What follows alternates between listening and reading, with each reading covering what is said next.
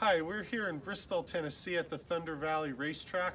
I'm here with Chris, who does public relations for the racetrack, and we're just going to talk a little bit about Thunder Valley here. So you just were telling us a few minutes ago that this was built on top of a racetrack? So the original Bristol Dragway from the 1960s is actually about 20 to 25 feet below here. So when they wanted to build a new property, they actually just demolished the building. So if you were to dig right underneath us, you will actually find, the remains of some bolts and screws and, different parts of the property. Wow. But so it's raised up here. This is the modern day Bristol Dragway. So this is where the NHRA holds the NHRA Thunder Valley Nationals. So which is one of 24 events on the NHRA schedule, which they are the sanctioning body for drag racing. So these cars are going in a straight line, straight down here. They go about 330 miles an hour, and they do that in about 3.7 seconds. So if you're running 4 seconds, that's actually slow. Wow. So the cars are 10,000 horsepower each, and every time two of them launch, it's a 2.5 earthquake on the Richter scale. So you said 10,000 horsepower. What would a Prius be, or like a regular Camaro or anything? Ooh, it's nothing close, Other race cars around 900, a couple cars 200, 300 horsepower. So we're talking about That's a lot. a big difference.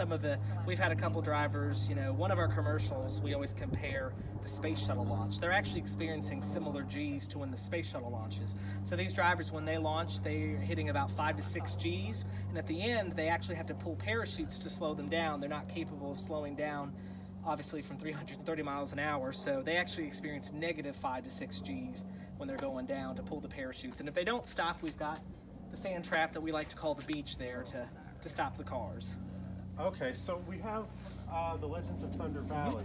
So do NASCAR racers also race in the NRHA?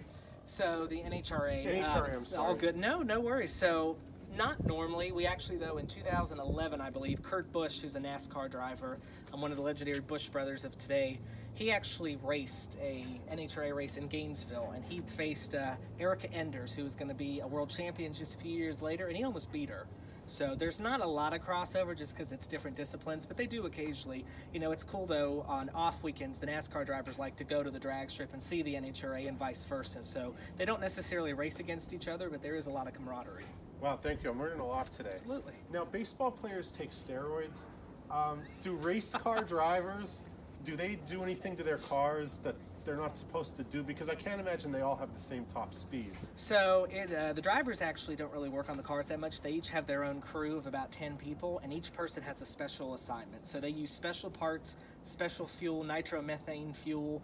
So it really, there's a whole team behind the driver, and they actually work on their cars in the pits right out here, and every fan's allowed to visit the pits at an NHRA race. So you can actually be right there as they're working on the car, and they always have crazily about 45 to 55 minutes to get their car ready for the next round. So they have to literally work as fast as they can to make sure they can get the call. But there's no illegal motor oil or outlawed alternators or No, anything like that? Racing's really good.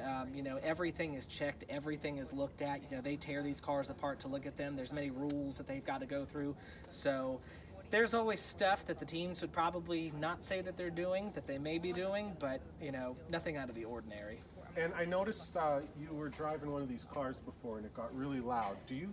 Does the audience wear earplugs ever, like they do at concerts? Yes. So Okay. we obviously encourage everybody for earplugs. We have earplugs available at our different souvenir stands, hospitality areas, and we actually have an infant policy. If we see an infant, we will provide them earplugs. So, but yes, especially here, the NASCAR track is the same. It gets very loud. We always welcome ear protection. So yes, most people do. Well, thank you very much. Absolutely. Thank you.